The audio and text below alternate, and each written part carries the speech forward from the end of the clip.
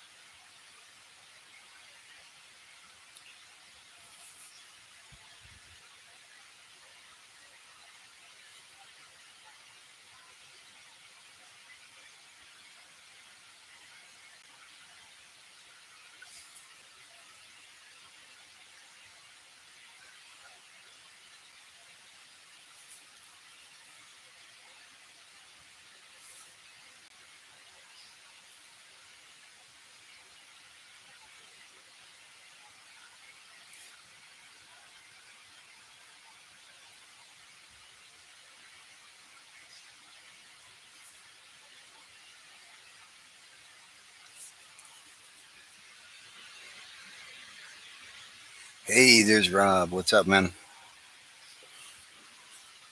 I'm doing the thing.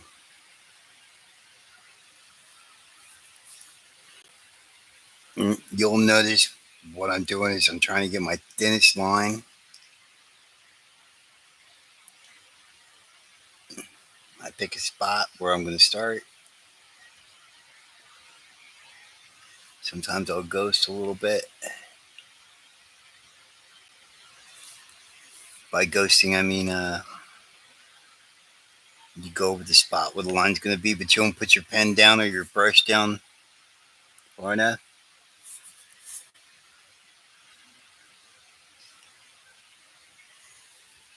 This is that one that I told you is similar to the Pentel brush pen. And this thing, man, let's see how much if I can get my camera to get in on it. It probably could if I could hold it still. But anyway, this thing will get a line as thin as a cat hair, if you know what I mean. And once you can get that line and you can start drawing with that line all day, like all I'm doing with my fingers is just controlling how close or how far away the brush is from the paper. Okay. Everything else is in the arm. So once I set that brush down and I know I'm making a mark, as long as I can keep that nice thin line, and that's really the test of it. Can I ink smoke with it? Can I do hair with it? Because if the answer is yes, it's always easier to make that line go thicker.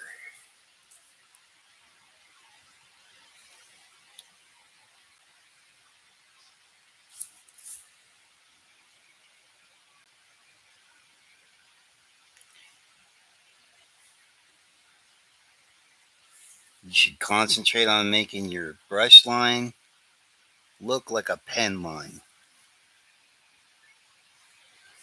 A lot of people don't know this. They look at Danny Mickey's stuff and they think, oh, that's pen.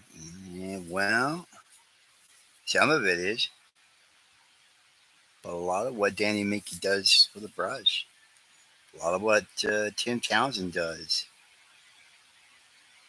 done with a brush. So don't think just because it's a brush, you can't get a thin line with it, that you can't get the precision that you want. You'll notice too, Rob, as you see me do these lines, that I'm also moving my hand much slower with the brush than I do with a pen. With a pen, I want a quick movement because it's stiffer. It's going to register every little thing. Well, a brush is kind of like that too, but if you move too fast, it will skip. So instead, you concentrate on maintaining your line weight and smoothness. You want a nice, smooth sort of stroke. You know, you get a nice long line like this, and they hit it very smooth.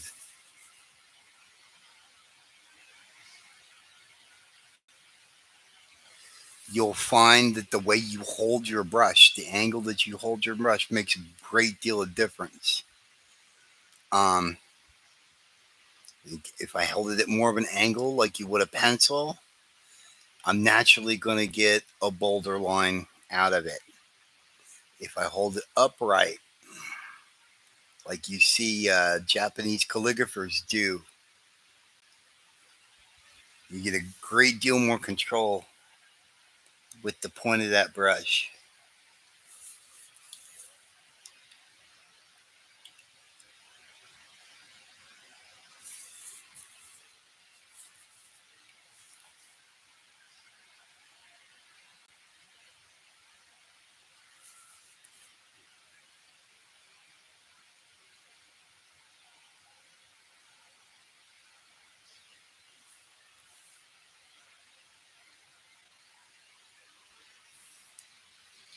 Yeah, see, and I'm getting some pretty fine line work out of that.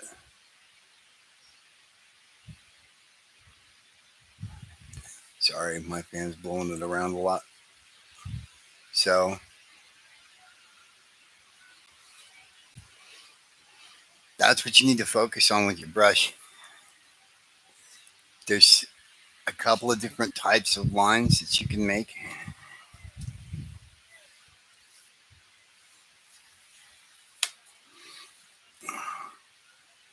There's throwing a line out like that,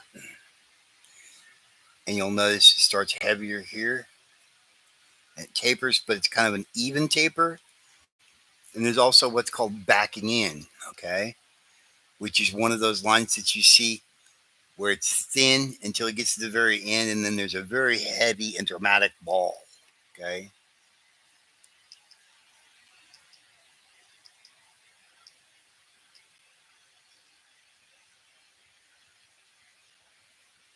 like that.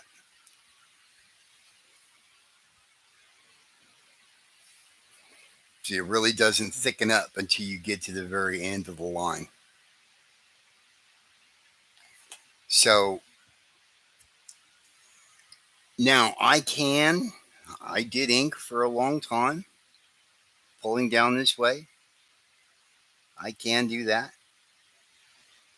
That's not off the table. But a much more of a limited range of motion like this. And you notice how much I'm having to work my thumb to do that? Whereas this,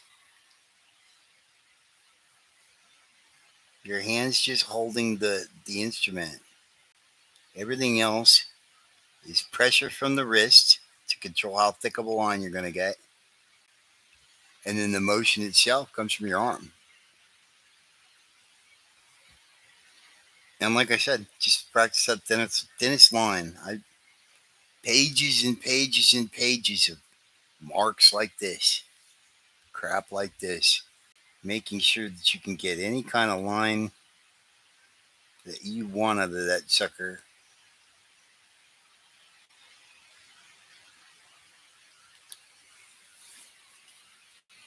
Whether it's the thinnest line you want, or if you want to turn that brush on its side and get you some nice, oh, there we go, some of that Scott Williams, Sandra Hope kind of chunky lines. You know, there's sometimes we need to do that. Um, but yeah, you want to practice all these different types of marks with the tool.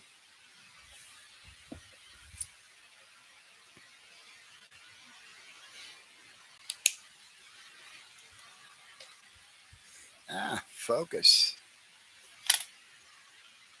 Come on, man. There we go. Okay. Also got the other day I got that Neil Adams book I told you about that I emailed you. Um, Break this sucker out. This is one of the most unusual looking covers I've ever seen. This is going to be hard to see. I bet I'm going to have to turn off this light because the paper on this thing is so glossy. It is unreal. Um, this isn't the size of original art, but it's close. And the pages are printed right up to the panel border edges, so there's no margins like there would be on a comic book page. The whole thing is taken out. It is about 8 1/4 by 8 1/4 by almost 13, and an eighth an inch away. But yeah, you get most of the original art because the active area in here would be 10 by 15 usually. Um, this does appear to be like done in color, so you get some artist edition kind of fades from grays and brush lines, things like this, which is kind of cool, but not as much as you would get in an artist edition.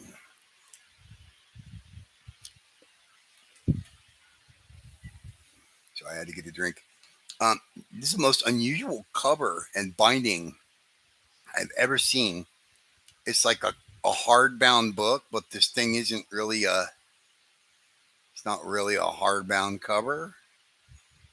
I don't know. It's interesting, but I do like it in that it wants to open more or less flat. I don't have to fight the binding too awful much. Even when I let go of it, I still, it's still remaining open. And especially with the first few pages of a book like this, that can be a challenge sometimes. Um, anyway, this is reprinting Megalith #1, and the pencils to this are by Tom. No, not Tom Greenberg for this one. Iota Subotisi. Man, I am butchering that name. Anyway, it's a staff assistant of Neil Adams's, and what he would do is he would do like a little 4x6 layouts with markers, and he would hand that over to somebody else to blow up on a copier, transfer the board, finish those pencils, and then it goes back to Neil, and Neil would ink. Is my understanding of how that's done for these. Um, and there's other art jobs in here. There's another one in here by Tom Greenberg, who did a pretty good Neil Adams impression, which gets that much better when Neil inks it. But yeah, get up there so you can see some of this stuff. Some great detail in spots, like just enough to carry it. You would get Neil to come in and spruce it up just a smidge. So yeah, this is Neil Adams's inks, and I think what he's doing is he's inking with markers here, probably something similar to a pit pen or a micron or something like that. although he comes from the commercial art world, so I'm inclined to think it's some sort of design marker or something maybe. I don't know. I'm just guessing, but it is markers of some sort. Um, and then it goes into reprinting Armor and Silver Streak #1. Now this is the one that's penciled by Tom Grinberg, who went on to do stuff for Marvel and DC. Um, with Neil inked. Neil may have done layouts on this as well, and then he just comes in and does inks over the top of the images.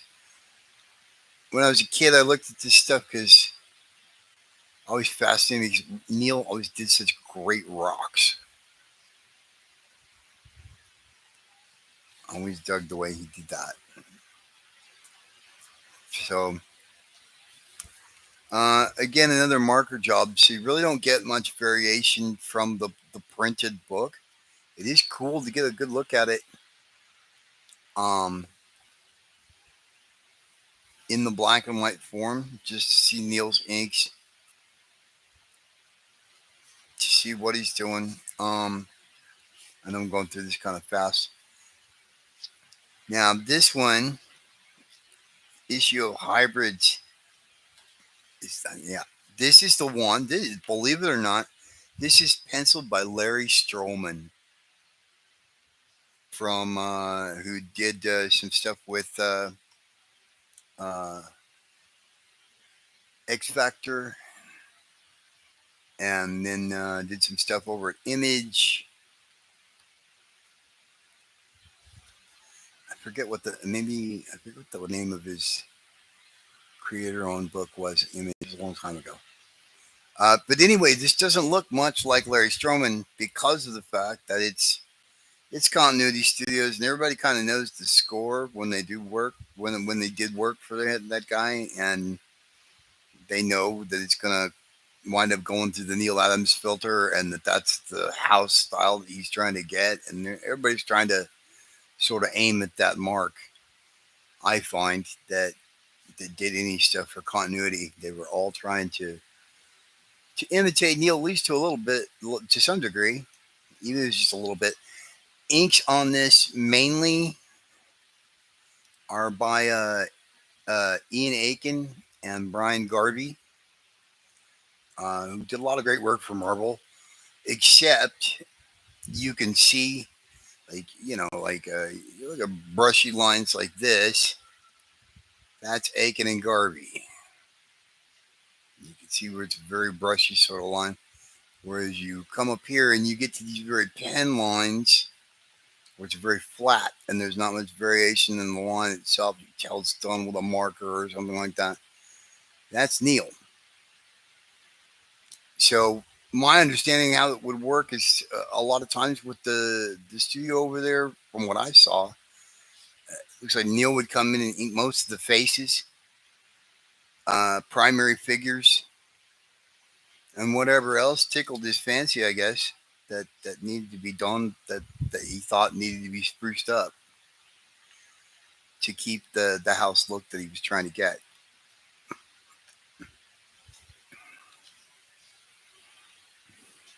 There is some interesting stuff in here, especially like you look at this and if you're used to looking at continuity books, you're going, okay, typical stuff that you would get for continuity, but every once in a while you'll see like a little peak of Strowman coming through there.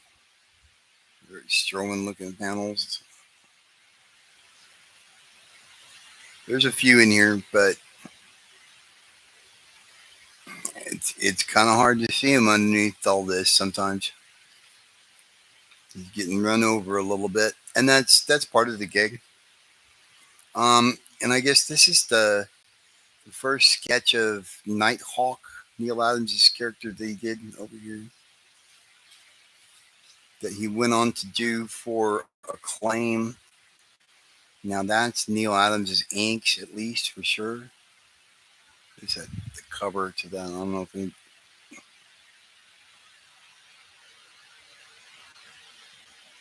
This line was image before image. I agree.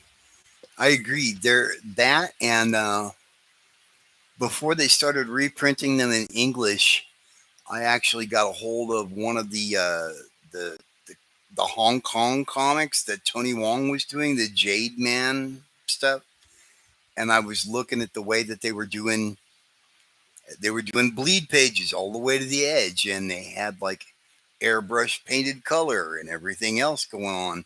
And this was in the 80s when it was still just flat color on newsprint and things like this.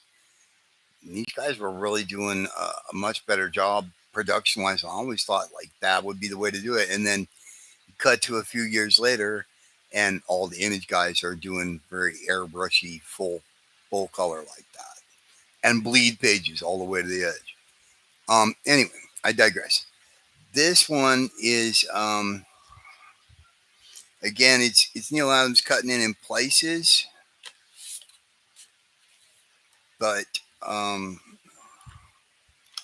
this one I'm interested in because the parts that aren't Neil Adams inks are inked by Rudy Nibres, um, and it's penciled by Ernesto Infante, who did some work for Warren that was really good. Um, See, it's really challenging, even for guys that do extreme force running. It's a very challenging sort of angle that it would be to do. But Rudy Nibres is kind of an inking hero of mine. He inks with a brush.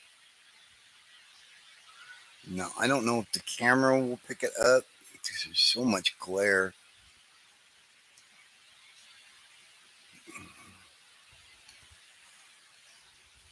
Um, but Nibres inks with a brush, and sometimes in his stuff here, you will see some variation in terms of like seeing some grays going on, lines that aren't quite black and perfect. Which to me is sort of the point of looking at a book like this. I mean, if it's just going to look like a big blown up version of the comic, yeah, that's kind of cool, but not really seeing anything you can't see smaller if you squint.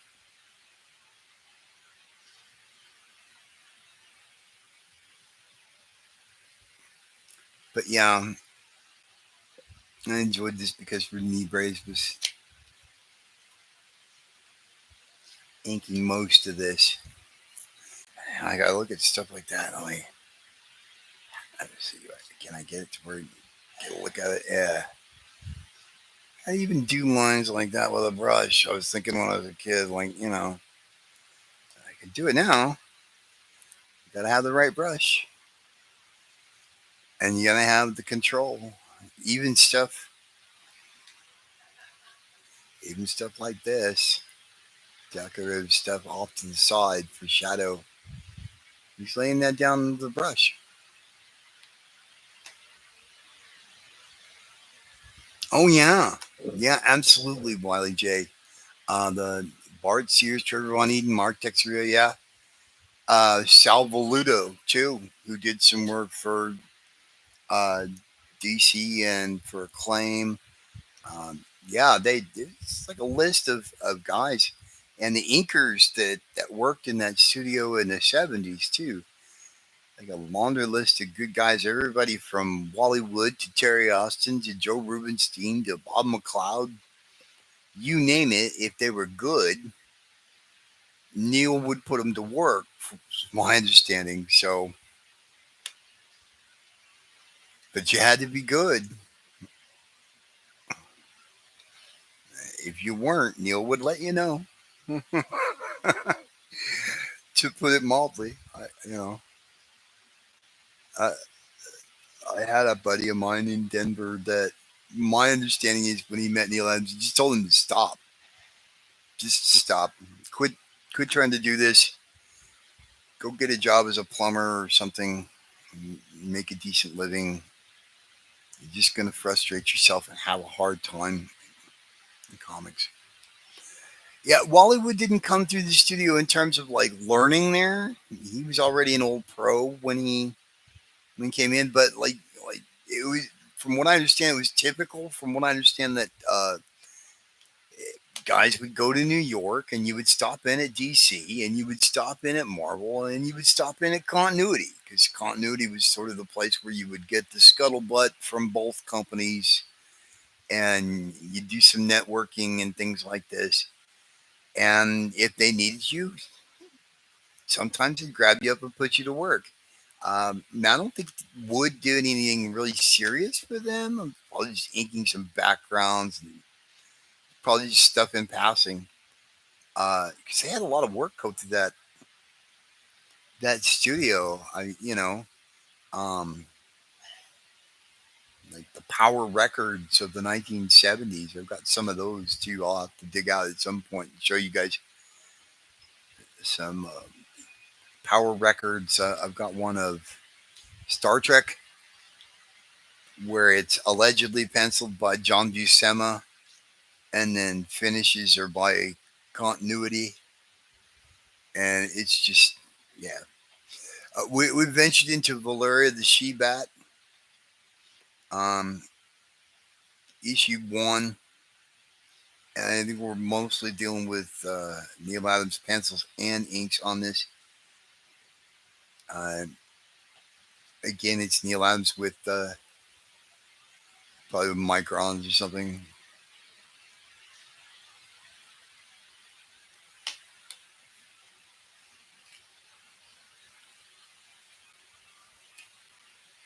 But yeah, like any studio like that, if they have a lot of work going through that studio and you stop by and they think you can help them out, you might get put to work. You might. And I guess that Continuity studios are very much like that.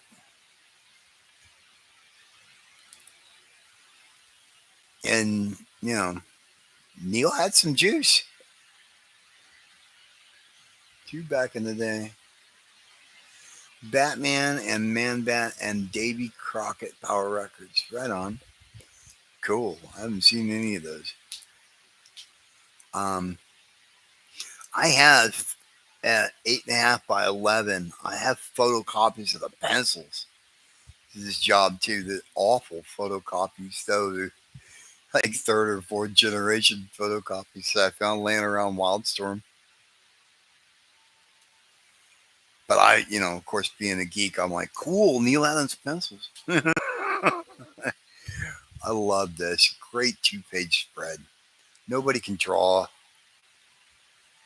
Nobody can do facial expressions and stuff the way Neil Adams could do them. Just like how compelling the faces look. They look like they're in distress. He's really getting the emotions across on there. Yeah, the She-Bat stuff is great. I don't know what this book cost me. I forget. Okay, it's listed at $40. I want to say it was something close to that. Um, but again, for an artist edition type book, which this is sort of that, that's not too bad, you know. And the nice thing is, at the size that it is, you can keep this thing by the drawing table. Neil getting a little under boob there going on. Always good at the face shots and stuff. Great inking, even with a marker when he's dealing with a real dead weight line, he still finds a way to make it work. He's still finding a way to either go back over the line again to give it the proper variation, or giving it the right, like pool players call it English on the right conviction to the line, I guess you would say. Um,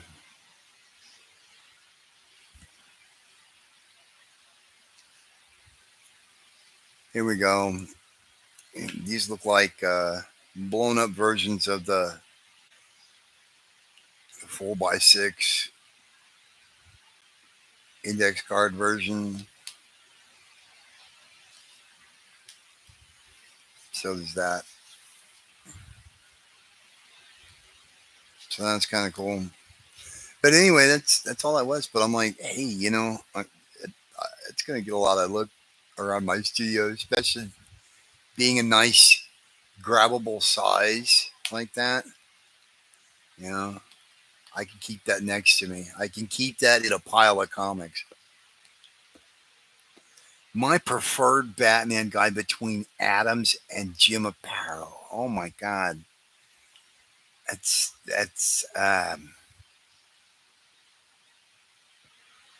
wow. You could really stump me and throw Garcia Lopez in that mix too, and I'm gonna come up with the same answer. I can't pick. I would have to say, look, I dearly love what Neil Adams did with Batman. Um,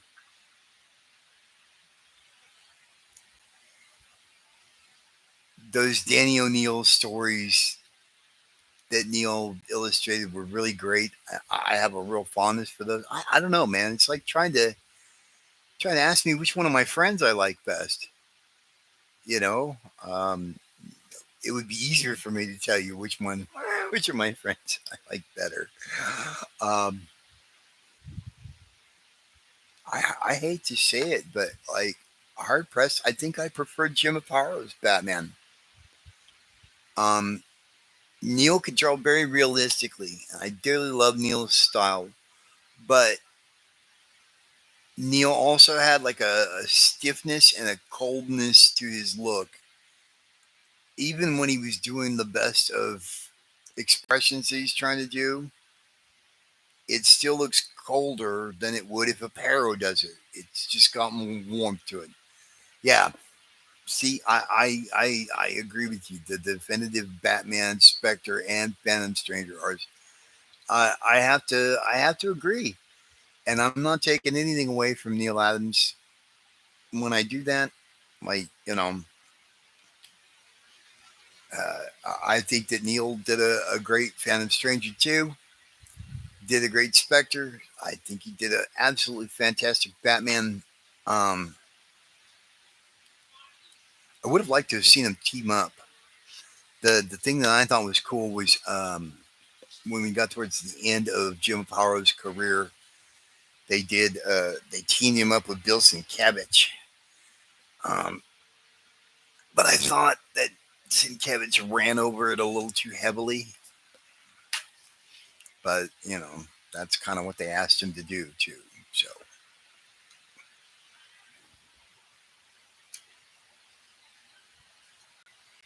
oh, we're almost gonna get to the point of this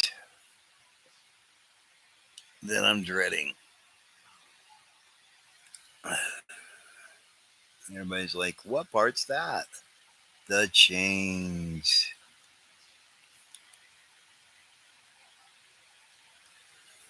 The chains.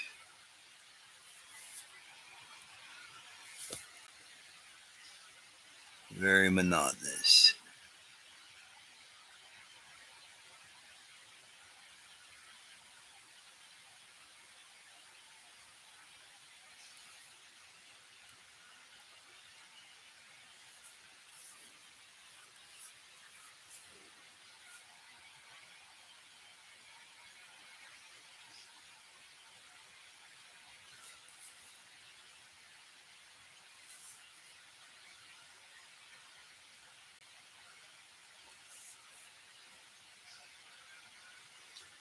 Learning to control a brush like this, I recommend you start with shorter lines.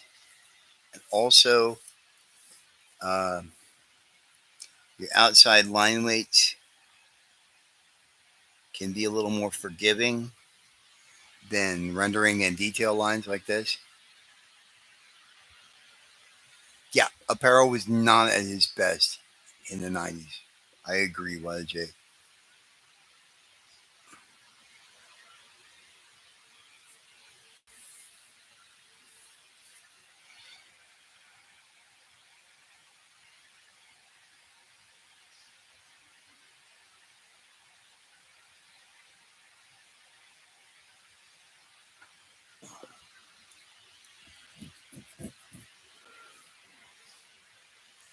But what are you going to do? We all get old. Um, you know, and with that comes, sad to say, every artist is looking down the barrel of it. There comes a time, even for the late great Neil Adams, where usually your art starts to look a little weird.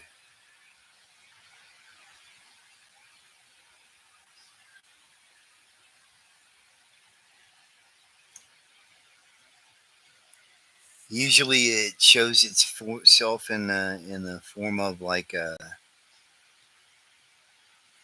you'll see an artist and their proportions are really odd compared to what they normally do. It doesn't seem like they're really following what the ideal figure is anymore, and not in a way that's intentional. Like obviously, you vary from the ideal figure if you want to do like the Hulk or something, or like a guy that's like the Blob, who's got a lot of weight on him, girthy sort of fella. Um, you don't draw those with the same kinds of proportions that you use for somebody heroic proportioned, like Captain America or something like that. Um, but you'll see a lot of times when artists get older that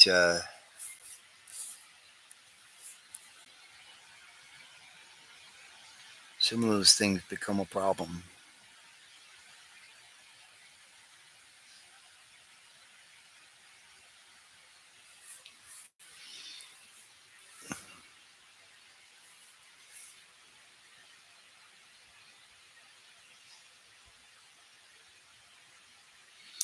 Now you see I'm doing the pulling towards me stroke again for this. Like I said, it's not something that's entirely gone from my arsenal, but I tend to lean on it as a last resort. Um, and with some tools, it's difficult to control that way. I've gotten to the point where I made myself do it this direction so much in my quest to try to look more like Scott Williams.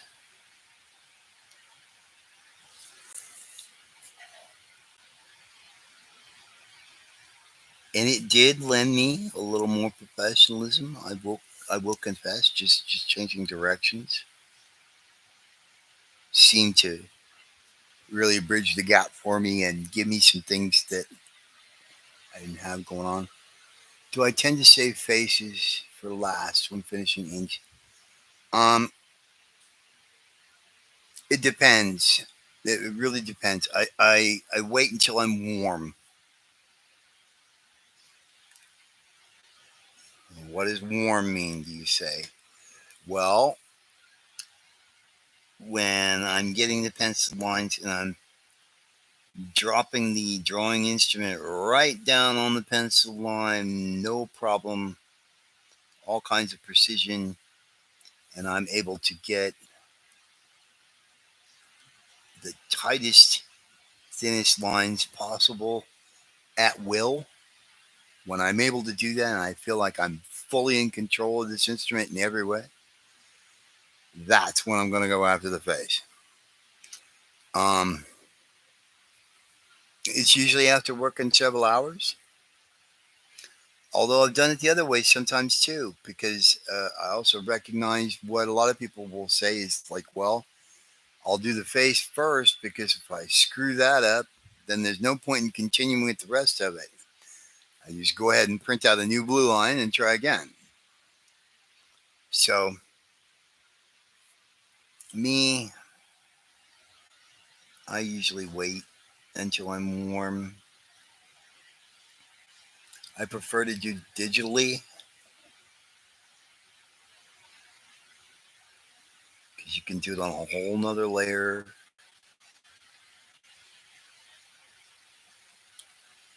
And I also much. And I agree with that. But I do zoom in for faces, for hands, and for things where I want it to be very, very precise.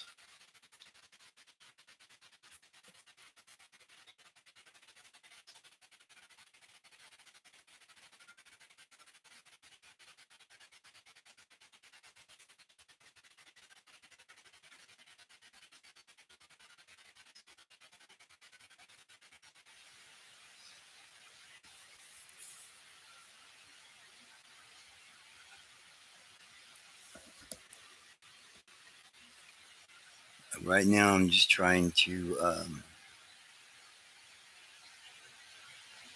I really love playing with this brush.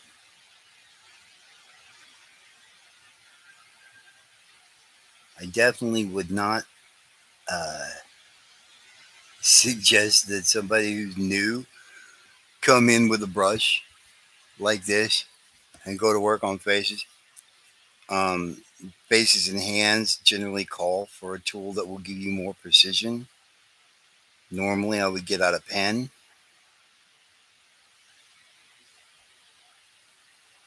And if this is one of your first few times with a brush, I don't recommend this at all. This type of shit where you will blow it, and then the penciler will complain to the editor, and you will get your ass fired. At least back in the day, that's how that would work. Um, One of the reasons why I like digital is because I can break one of the first rules of inking. You do not experiment on the art. Any techniques that you want to try should be tried on another piece of paper until you have it down just the way you want to do it, and you know that you can do it successfully with no fuss, no muss. And then you come back to your original art and do that effect. But never, ever, ever should you just try something on the fly and get some ideas spontaneously, which kind of makes inking a bit of a drag, or at least it did until I started messing with digital inks. And then with digital inks, I can just create a new layer, work on a spot, and then if I don't like it, I can just toss the layer and do it again. And if I get too far away from the pencils or whatever, not a problem. Get really up there close so you guys can see.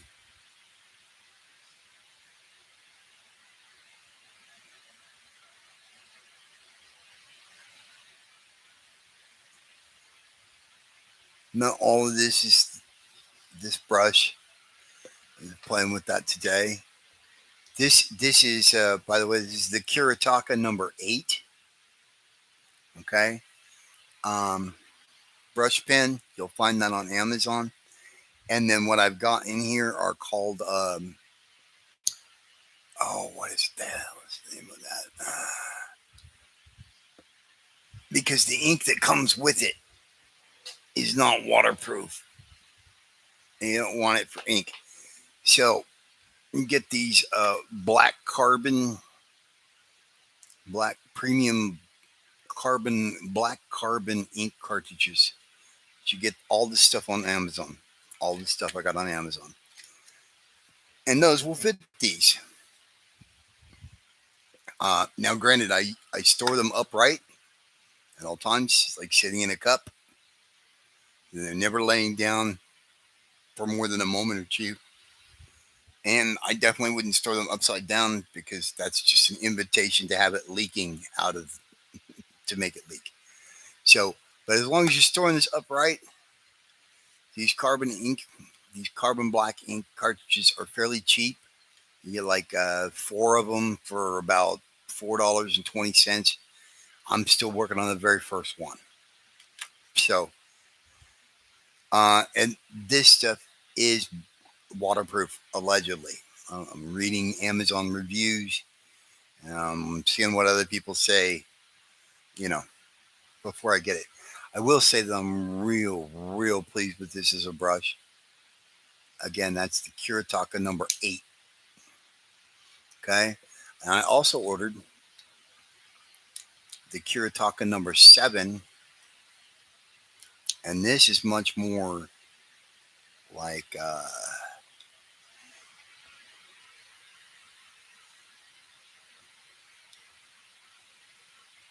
like a pit pen nib, kind of.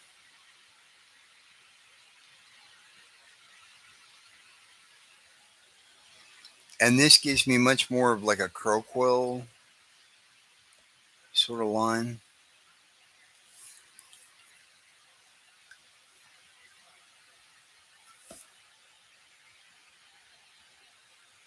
which is basically the same thing I was trying to get, but I was just doing it with a brush.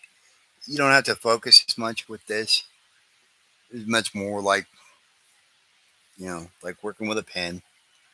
Um, the thing I like it about it though is it does have some flex to it. So like if I lay it on its side, for example, you can see the line that I did there with it, right? Well, I can lay it on really next to it. Make it very heavy with it. It does give me some variation.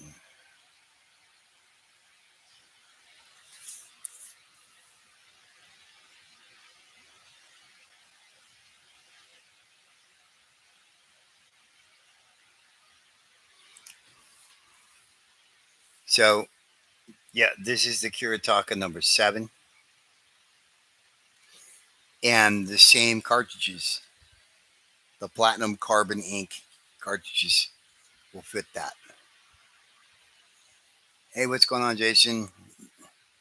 Yeah, I'm subscribed to Brett Booth's Patreon, and he always puts up uh, high resolution pencils up on his Patreon site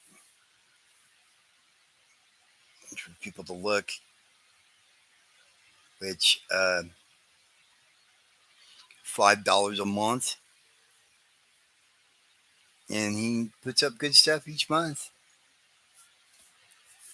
So yeah, I don't know if I'll subscribe to it forever, but for a little while, sure. And it's definitely something I would come back to once in a while.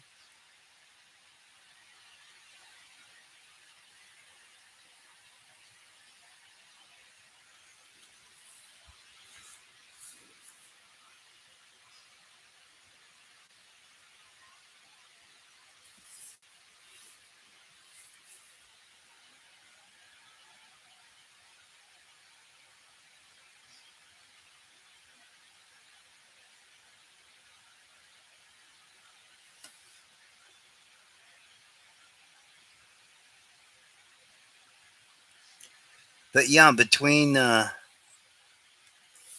Kuretaka number 7 and the Kuretaka 8, I really don't need any other um, pigment liners or microns or any sort of pen like that. Um,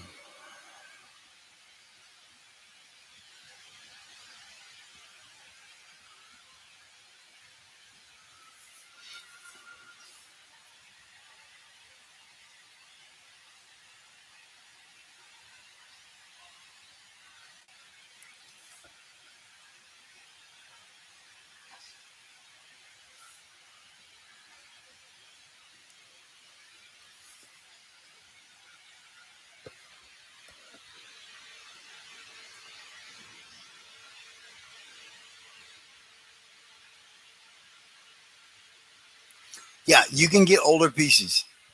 You got to go digging through the archives. But as far as I know, $5 will get you access to all the pieces that he does. Everything as far as like commissions and side pieces and things like that.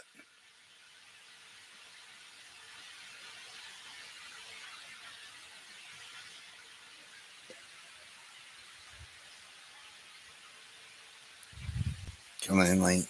Yeah, but yeah, I think Bread Boost is worth $5 a month. If there was a cover, I mean, if there was a comic book of Bread Boost every month for $5, like Spawn, I have been buying that stuff. I've been waiting until they collect it, but I do have the first trade paperback with like the first half dozen issues or something that he did.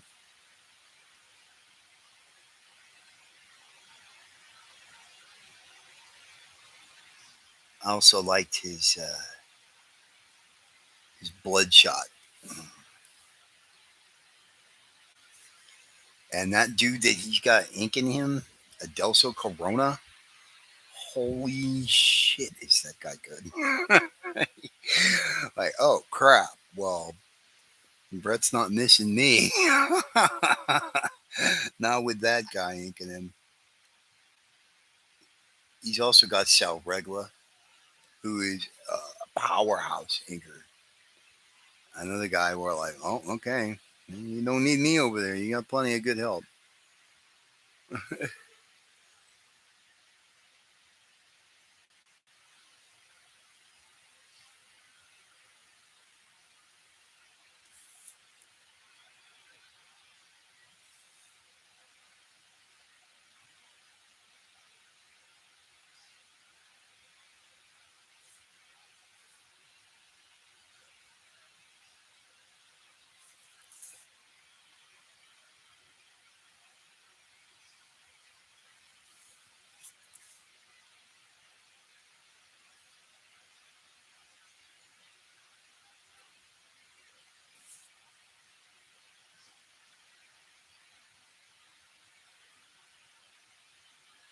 Yeah, this pit piece was actually 11 by 17, like this way, like on its side.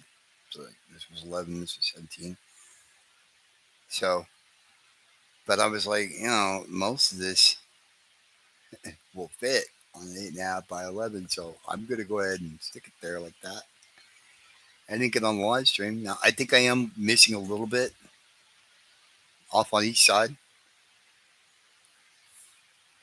but for the purposes of demonstration, nobody's going to care.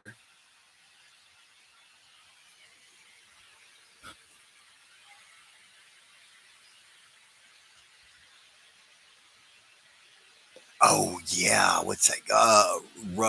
Roberto De La Torre? Yeah. That dude that's drawing Conan draws like, uh, like John Buscema and Joe Kubert got together and had a love child, and, and he drew like a mixture of the both of them.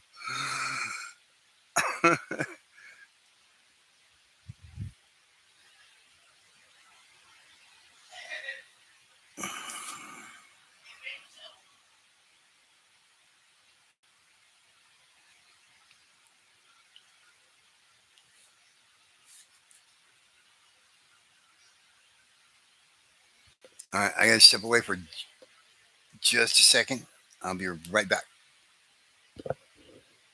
Sorry, hang on just a minute.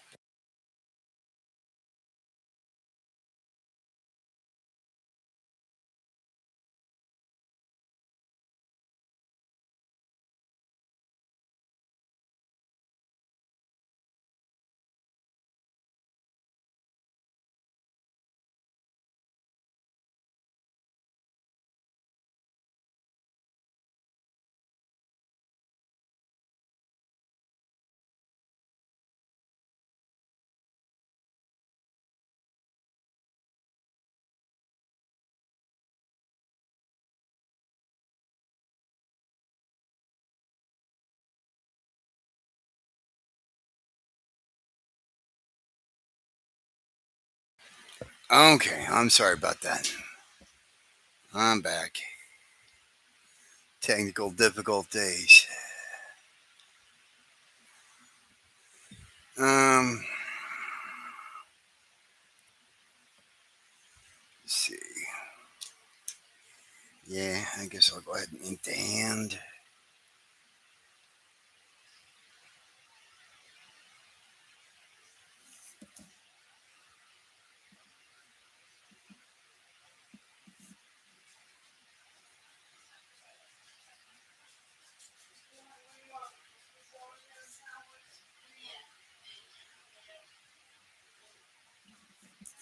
So yeah, I'm just gonna ink the rest of this. I think with the mostly with the number 7 here, because it acts more like a pen.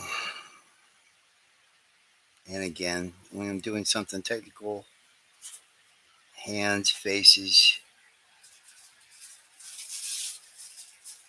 I will usually stick with the pen.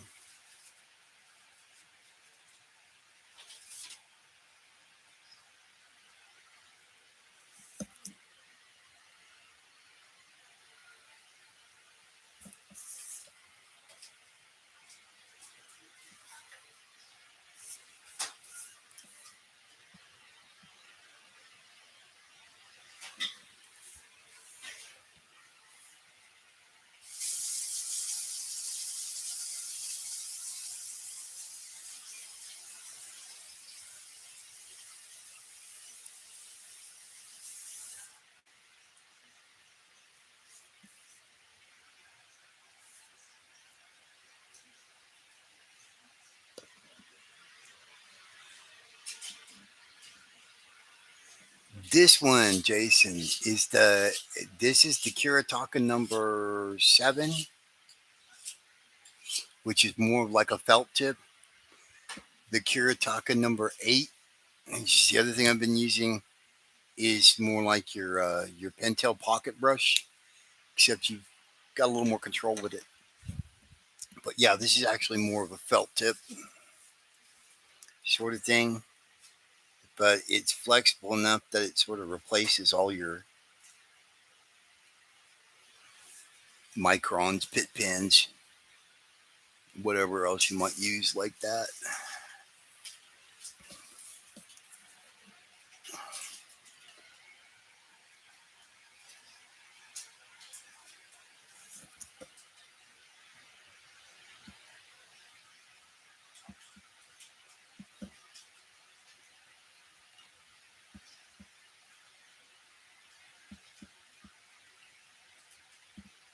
And as I was telling everybody, you need a platinum carbon. Yeah, I do think that it's better than those plastic ones with a triangular tip. And these take cartridges.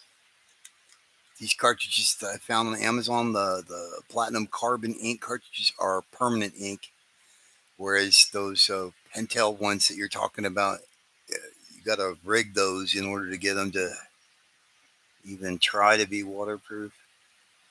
A pain in the neck. I would say that this has got the same range as one of those pens with the triangular nib. Like you can lay it down on its side and get something real thick, or you can get really tight, thin sort of coquille stuff. So it's got a nice range on it.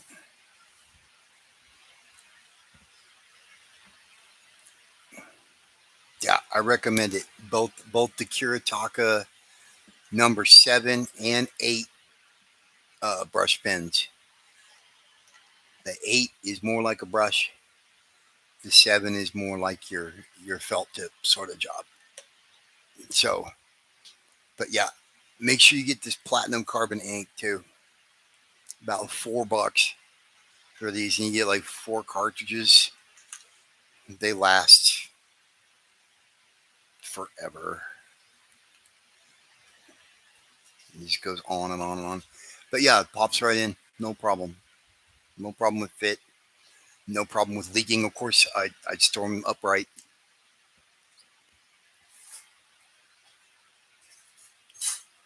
to minimize any problems with leakage, anything like that.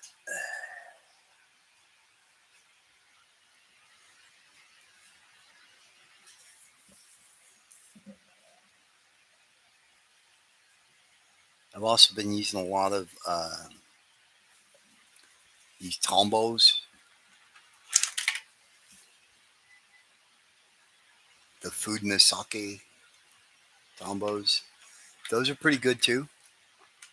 I got no problems with those pens. I'll use those. Um, the cure tacos are like a little better though. If I had to, if push comes to shove and we're going to the desert island and there's only enough room on the lifeboat for one and the other, I'm taking the cure tacos.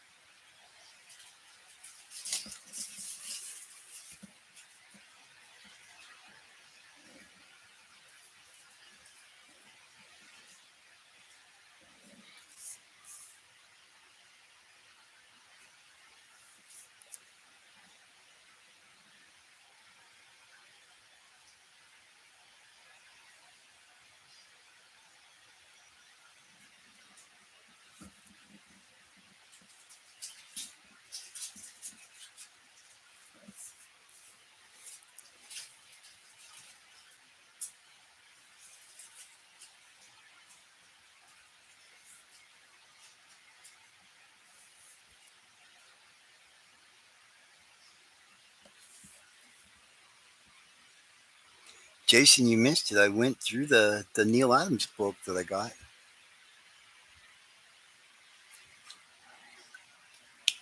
I got through the.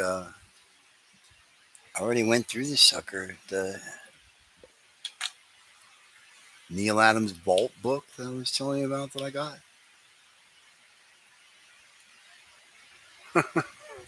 So yeah, you missed the flip through, man. $40. I would say for it's not quite artist edition size, but it's a little easier to as you just saw, like to just grab and handle and look at too. It's a little bigger than the artist editions are, but not quite as big as the full size artist editions are. So nice little happy medium. Um,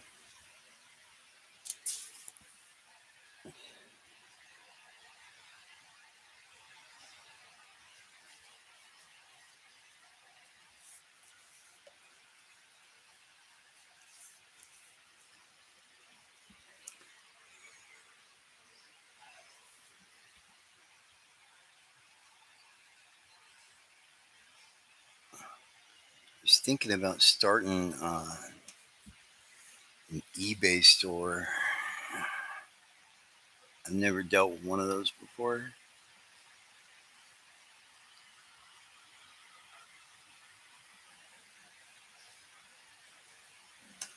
but I thought it would be a cool place to like do stuff like this on the stream and then put them up for sale on eBay. See if anybody wants to have them. Put them up at a reasonable price.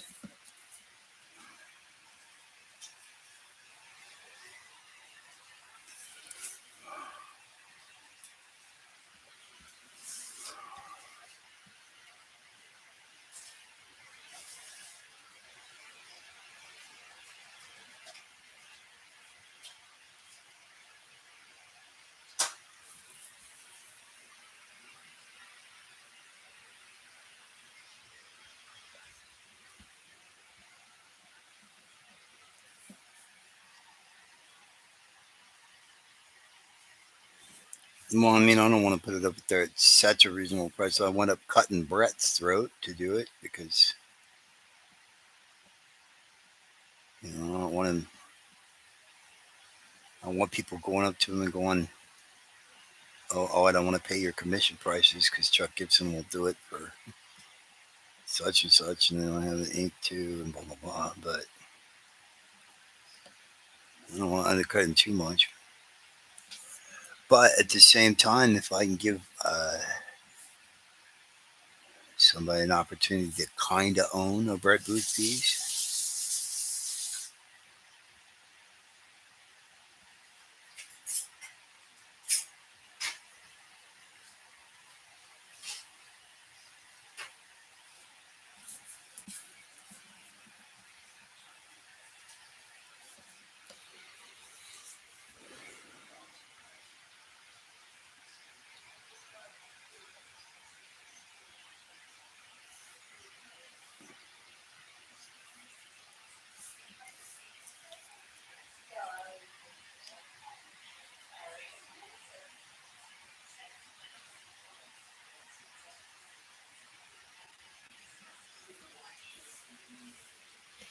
okay.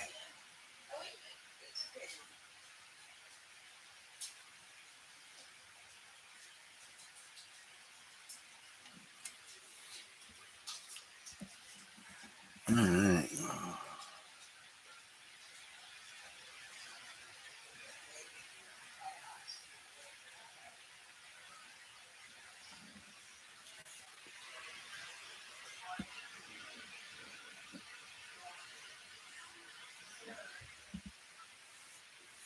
Yeah, the price on those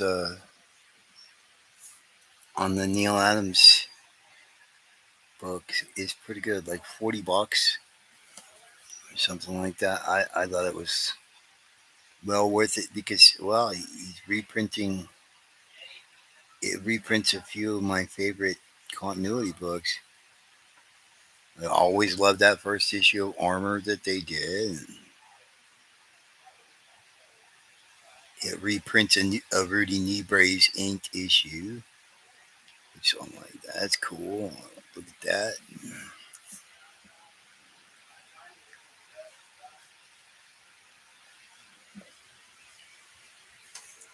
Oh, what do you got there, Brett?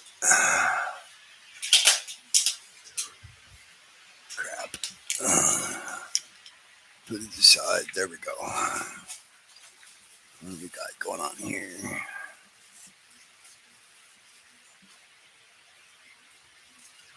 Okay. More holes and tears.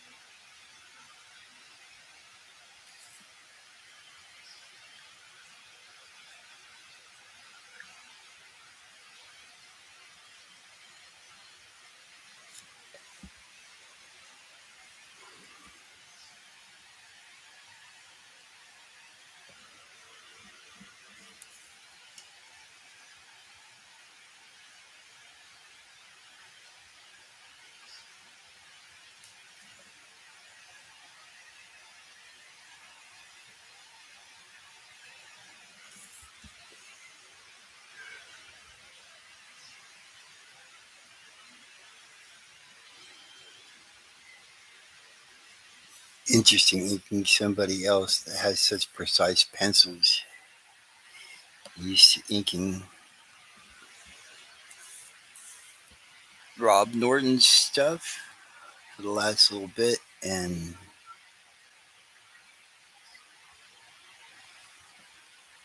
doing a lot of digital. So just being able to make decisions that I wouldn't make here, it's interesting to have to censor myself.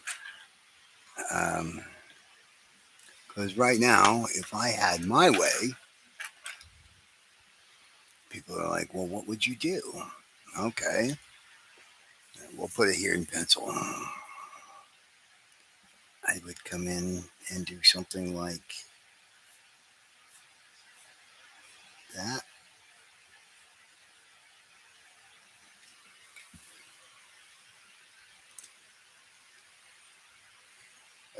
Add that to the shoulder, kind of round it out.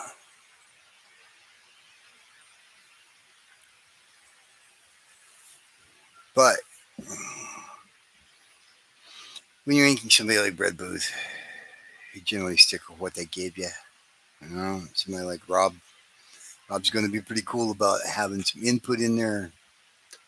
Whereas Brett's like, hey, I know what I'm doing. Okay.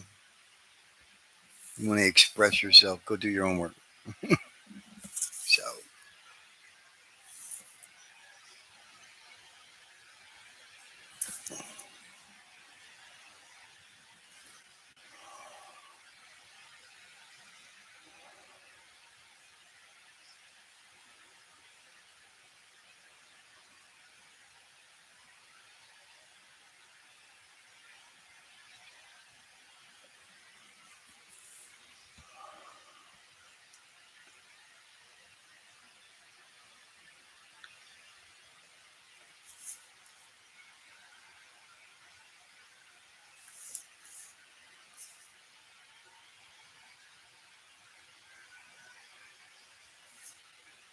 inking Brett's stuff is a little more comfortable to me than, say, like inking Jim Lee or J. Scott Campbell would be. Of course, inking on blue line kind of takes the pressure off anyway. You know, back in the day, I'm inking on actual pencils. So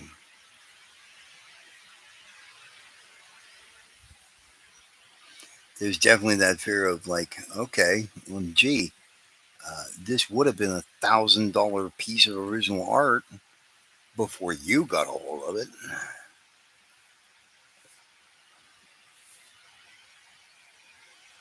You know, some of these guys are making some of their income, a good portion of some of their income, off their original art sales. So if you're one of those guys that uses too much white, nope, don't really want you inking my stuff because the collectors don't like white. Um, are you somebody that's gonna come in and change fundamental stuff about the work and you run over me? Then I don't want you inking the work.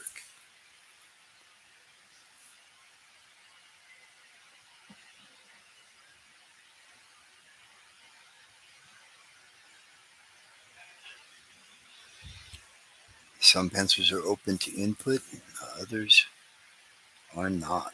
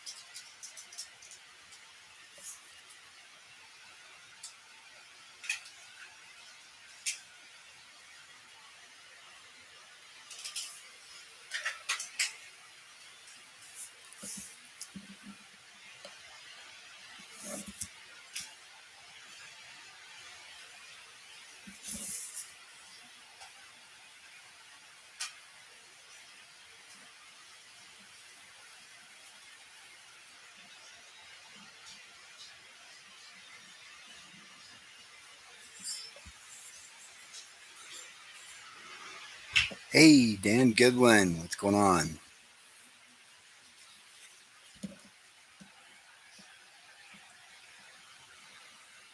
Rob was inking. Rob was asking me about ink technique and stuff a little bit last night, so I thought I'd jump on here, do a little live demo action.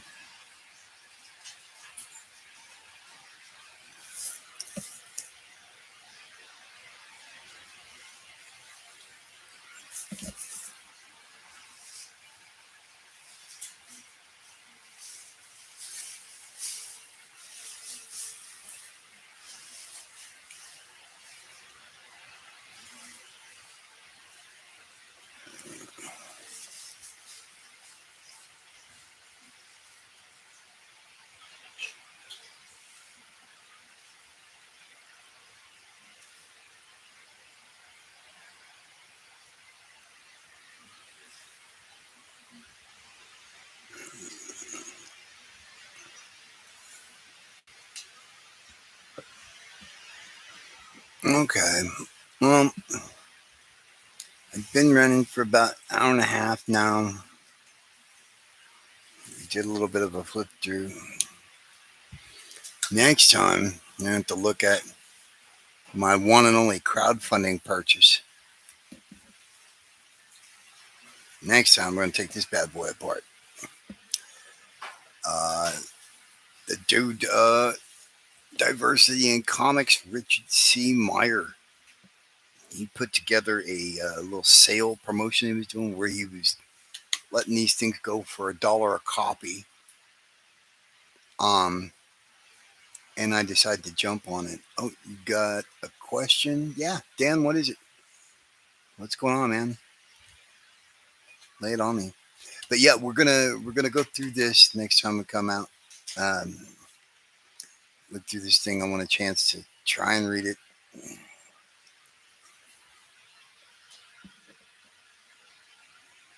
The Are you talking about the pit piece that I'm working on right now? The this one, the Brett Booth.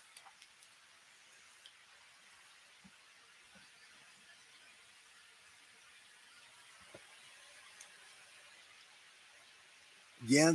Yeah. I'm not doing it as a commission or anything. I just did that as a demo for the channel. In fact, I was talking earlier before you got here about opening up an eBay store specifically to put up stuff like this. Uh, yeah, when I get finished with it, I'm gonna keep working on it here on the live streams. A little bit at a time as I go, and then when it's finished, I'll let you know that I've got it going on. So, but yeah, I thought I might give it a chance to somebody to sort of own a Rep Booth piece. So, yeah, I've just been. Hopefully, I'll do live streams a little more often because last time I worked with this was the last time I did a live stream, which was weeks ago.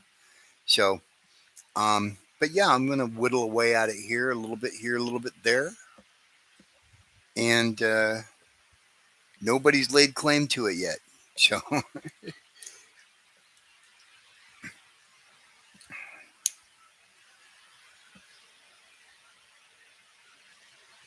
all right, and I think I'm gonna stop it there for now. Give you guys a look at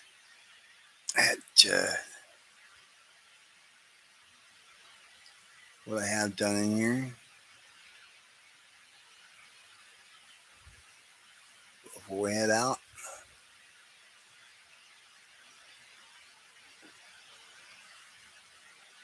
All right.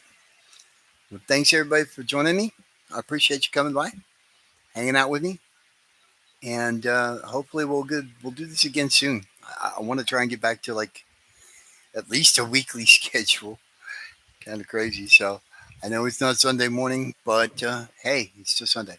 So anyway, thanks for joining me, everybody. Have a good night. We'll talk to you later.